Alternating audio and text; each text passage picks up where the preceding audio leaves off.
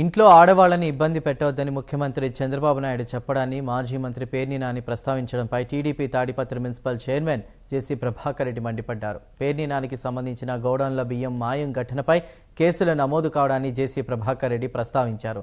గతంలో ఏ సంబంధం లేని తమ ఇంట్లో ఆడవారిపై కేసులు నమోదు చేసి ఇబ్బంది పెట్టడాన్ని మర్చిపోయావా అని పేర్ని నాని అని జేసీ ప్రభాకర్ రెడ్డి ప్రశ్నించారు. ఆ రోజు కేసుల్లో ఆడవారిని ఇరికించకూడదని తెలియలేదా అని జేసీ ప్రభాకర్ రెడ్డి నిలదీశారు. మాకు లేరు, కోడళ్ళు లేరు, కొడుకులు లేరు, భార్య లేదు, ఎవరు లేరు. రే నీ కుటుంబం గురించి చెప్పుడితే ఫ్యాన్ హ్యాంగ్ చేసుకుంటావు. ఎవరో 4 పెళ్ళిళ్ళు చేసుకున్నారు, ఏమి చేసుకుంటారు, డైవర్ట్ చేసి తీసుకొని చేసుకున్నారు. రే విక్టోరియా ఎవర్రా? ఎవరు విక్టోరియా? పోయి అడుగుపో,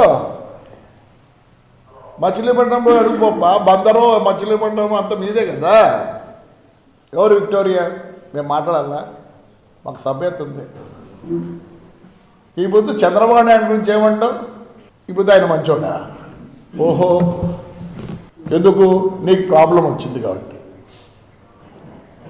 డబ్బు లేని నాకు ఎందుకురా మాట్లాడతారు? నా మీద నువ్వు కేసులు పెట్టేసిదో మొత్తం, నా భార్య, నా కోడళ్ళు, నా కొడుకు, నా మీద ఆ బుద్ధి కనపడలేదురా? మేమంతా ఎట్టికి పుట్టినామా?